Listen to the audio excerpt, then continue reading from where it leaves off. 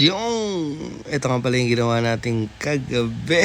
Diyan, home service sa Sitio Umali, Balibago, Batangas.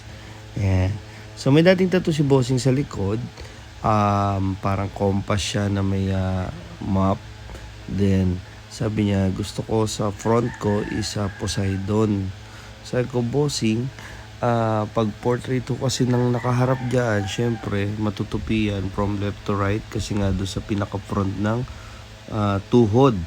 So sabi ko, i-side view na lang natin, lagyan natin siya ng trident, tapos yung kamay, tapos background na lang natin na mag-overlap o kukonect siya doon sa dati mong tattoo. Nakalive po pala yan sa Meo TV FB page from start to finish.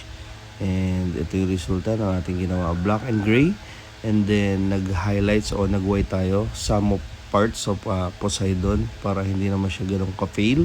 And then dun sa mga lighten parts sa iba, pag nag-heal dyan, yan yung parang kumbaga parang background blurred. Yan. So sa lahat ng gusto magpatattoo, down to avail free layout and schedule. Meron tayong schedule dapat mamaya, cancel.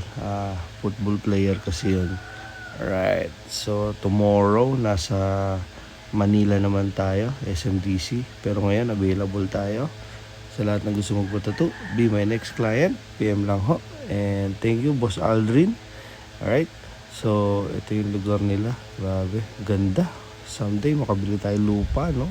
Thank you sa Aba Pro Team. Meron tayong bagong Blue Nova Eco cartridges. Post natin later. Tech Product Philippines.